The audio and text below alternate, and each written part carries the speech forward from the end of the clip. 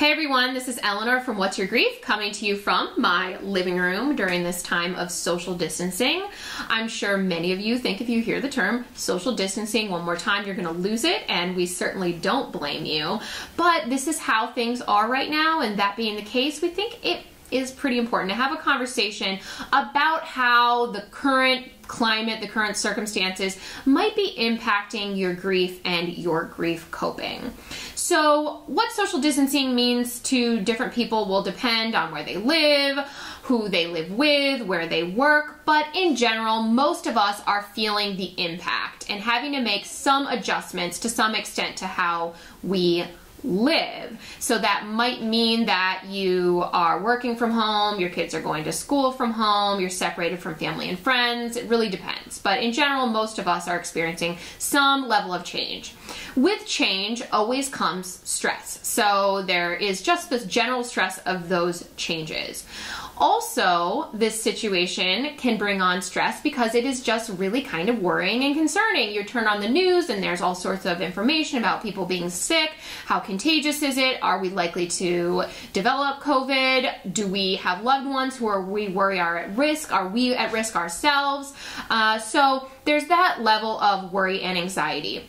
And then there are all the other worries that might come along with it, like if the changes mean that maybe you have to make adjustments in your income. Maybe you've lost your job, you've lost some business if you own a business, and you are worried about how you're going to make it through financially. So there's all sorts of stressful changes that come along with what's going on right now. This adds a layer of stress to the layer of stress that already existed below. And this is the stress that we came into this situation with. And for many of you, that stress and that hardship might be that you've experienced the death of a loved one and you are grieving. So many people are entering this situation grieving. It could mean other things too. Perhaps you are feeling some concerns and struggles related to things like mental health, related to things like substance use. So there are all sorts of different things that pre-existed the COVID situation that you came into this with.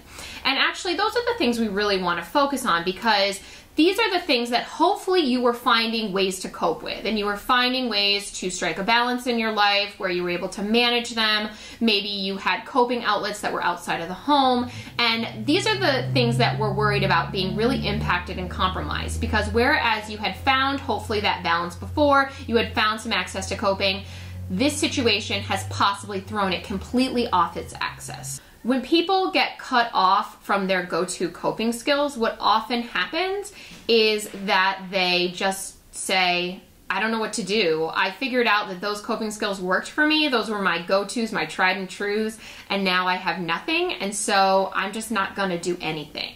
So a lot of times people will just say, I'm just gonna like hit pause on my coping and I'll get back to it when I can. So in this scenario, it might be that somebody says, I'm gonna hit pause on my therapy, I'm gonna hit pause on my support group, on exercise, and I'll get back to it when the world opens back up and I'm able to access those services again.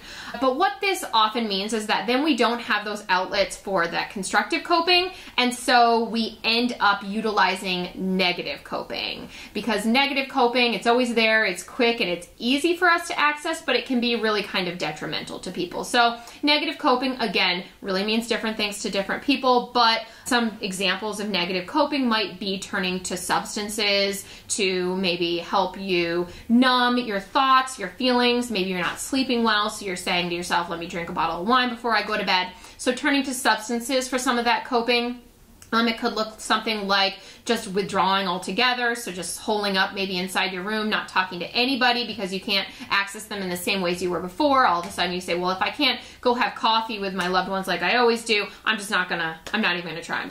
It might be displacing our feelings, lashing out at other people. It may be denying that there's anything wrong. So negative coping can look a lot of different ways, but it can sometimes be really detrimental on our functioning as a person and interpersonally. So what we think is that in the absence of having those go-to coping skills, we want to avoid substituting with negative coping skills. So we need to think about what is our backup plan? What are our constructive substitutes? These are not necessarily going to be as good as those go-to coping skills, but they're better than nothing, and they may be a little bit of a bridge to get us through until we can access the coping that we like. So some of the go-to coping skills that could be really compromised right now are things like in-person therapy.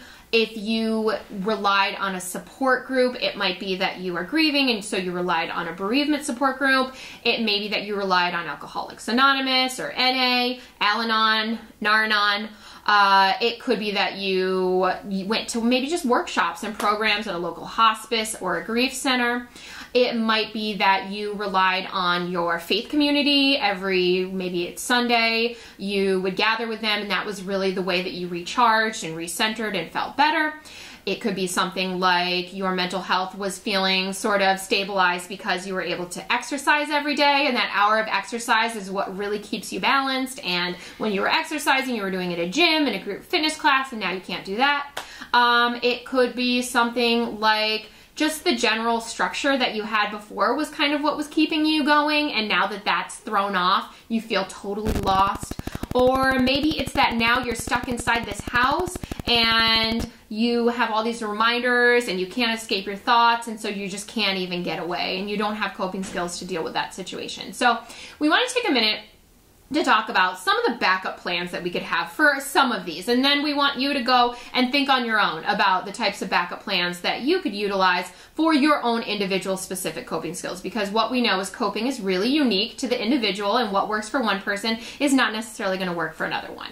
Okay, so what to do if you can't see your therapist? If you were in therapy, maybe seeing them once a week, once every other week, you may have underestimated a little bit how much help that was giving you, and now that you don't have that, you really don't have that outlet for talking, for processing, for connecting in that way. So what are some of the things you can do? Well, the first thing you can do is reach out to your therapist if you haven't already, and chances are they reached out to you to tell you if they are doing any teletherapy. So therapy, oftentimes via Zoom or Skype or some other platform. This might be something that you were at first resistant to, and you might have thought to yourself, I'm just going to hold out and wait till we can get back into the face-to-face thing. But as time goes on, you may notice that it's getting really hard, and that perhaps giving that teletherapy option a try would be beneficial. So we encourage you to be open and flexible about the benefit of it. Sure, it may not be the same as being face-to-face, but it can help. Even if you say to yourself, well, maybe I can't afford to do it as much as I was doing the in-person thing, or maybe I just don't want to do it as much. Even if you do that, you could explore with your therapist, maybe doing every other week or something like that, just to get that touch base and that check-in. So explore teletherapy options. The second thing that we recommend is maybe trying journaling. If you can't have that face-to-face contact with a therapist, another way that we can engage in exploration and self-disclosure is just by doing it ourselves, through journaling, through writing, through exploring our experiences and our emotions in that way. Of course, we're not getting feedback from a therapist, but sometimes as we write or when we go back and read, we're able to give ourselves that feedback and perspective. So it's definitely an outlet that we encourage people to try. The last thing that we suggest is, if you're not going to continue to do therapy through teletherapy, ask your therapist, is there any reading you'd recommend while we're on this break? Is there a book that really relates to some of the stuff we've been working on? Maybe it's a self-help type book, maybe it's a workbook, but is there anything that you would recommend that I read to maybe have a little bit of self-exploration? So ask for some homework. And if you don't want to do that, you could always just try and look around on your own. If you're grieving, What's Your Grief? I will do a little self-plug. Is a great place to read tons of articles. We have hundreds on all sorts of different topics. So give that a try. You can even email us if you're looking for a specific topic and want us to give you a little bit of reading homework. We're happy to do that. For many people, their support wasn't that one-on-one experience, but it was more of a group experience where you were getting support through a support group or through some sort of gathering. So if that was the case, we encourage you to really do a little research. First of all, with the organization you were gathering with. So if this is AA, NA, Al-Anon, Nar-Anon, all of those groups, they do have online options. So we definitely encourage you to check out what online offerings they have and give those a try. If it was a hospice or a grief center or some other organization that you were connecting with, Ask them if they're doing anything online. We are in the grief and bereavement world, so we connect a lot with grief centers who are really trying to figure out, how do I translate what I was doing in person to an online service, an online platform? And so people are really trying to move things online. The great thing about being online is if your local organization doesn't have something, you can even look even more broadly. So you could look nationally and see, all right, well, my local hospice or grief center doesn't have anything, but is anybody else offering something that I might find beneficial? If you are somebody who likes to connect with the experiences of others, that's something you might do through a support group, but now you aren't able to do that. Something you can do is watch videos shared by other people who have been grieving and who share their story. One place you can do that, if you are familiar with TED Talks, is on TED.com. If you type grief in the search bar, they will bring up a lot of different videos that are related to people telling stories around grief and loss. So that's a place where you could go and just connect with the stories of others. If you were just really yearning for that grief support group experience, you could look for an online group. There are a lot of different options out there. We do recommend that you choose wisely and that you be selective. Really have a look around at the group. If you want something moderated, make sure to ask that ahead of time. We always think moderated is better, but some people find a lot of benefit from groups that aren't. We also recommend you just try and get a feel for the vibe. Groups are all different in person and online, and so one group will be a good fit for one person and not for another. So really just try it out and see if it fits for you. One place we always recommend people start is option B. They have support groups on online on Facebook for all sorts of different experiences. So that's a good place to start.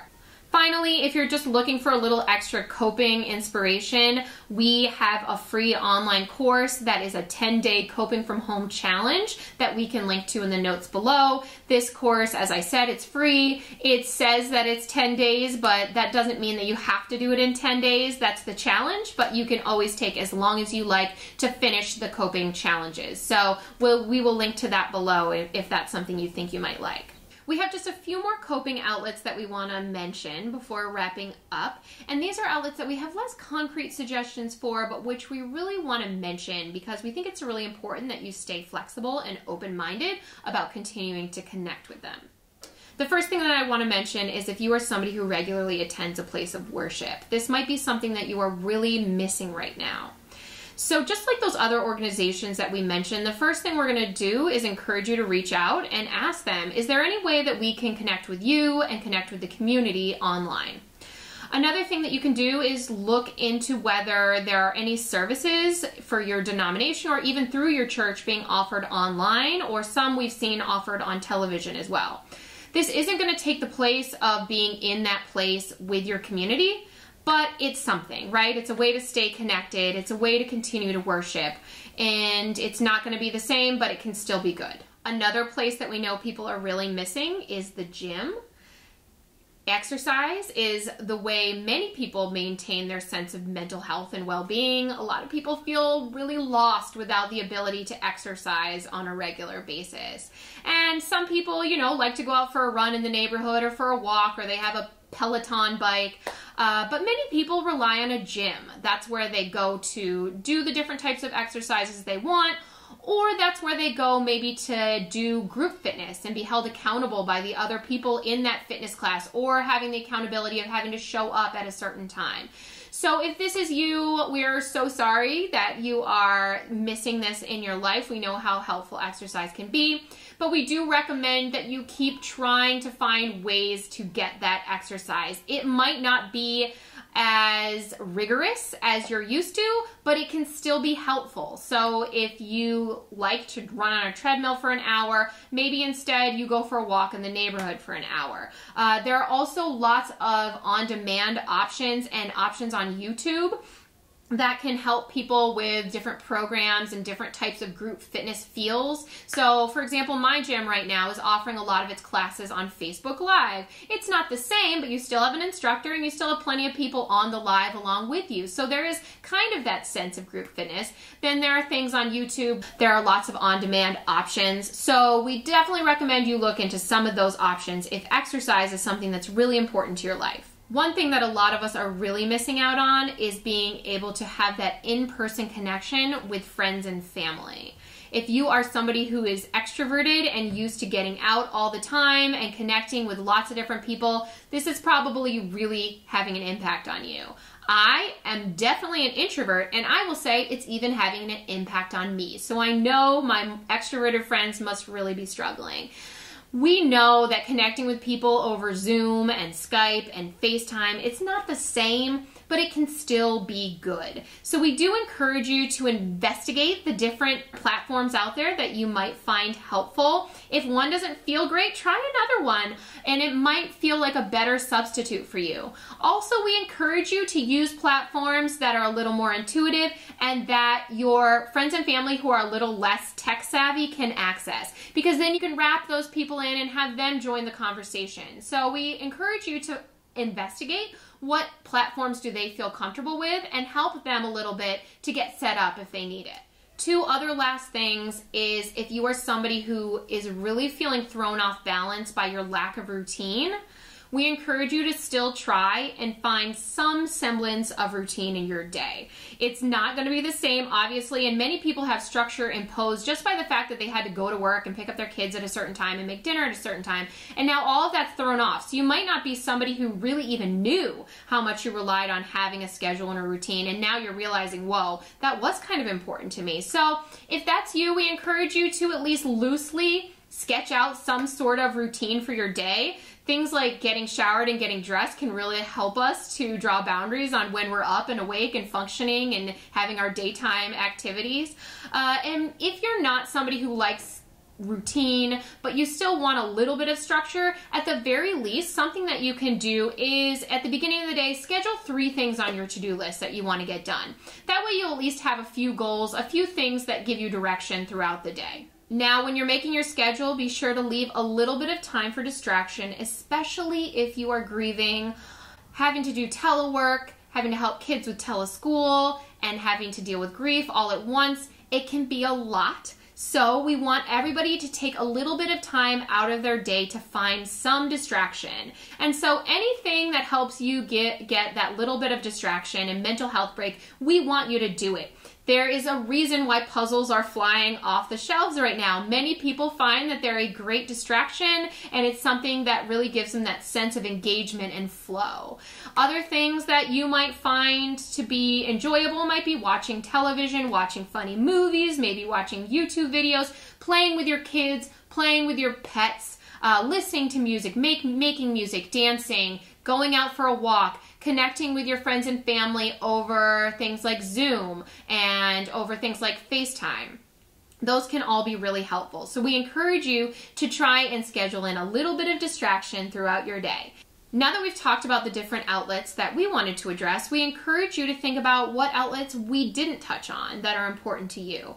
And then take like 5 to 10 minutes to think about the different backup coping tools that you can use in their place. And so they may not be as good as the ones that you are missing out on, but they can still be helpful and they can still be beneficial and they can get you through until we're at a place where we're able to reconnect in the ways that we're used to and in the ways that we prefer. So that's it for us for today, but we do recommend that you head over to whatsyourgrief.com to read all sorts of articles about grief and coping with life after loss, and also don't forget to subscribe to our channel.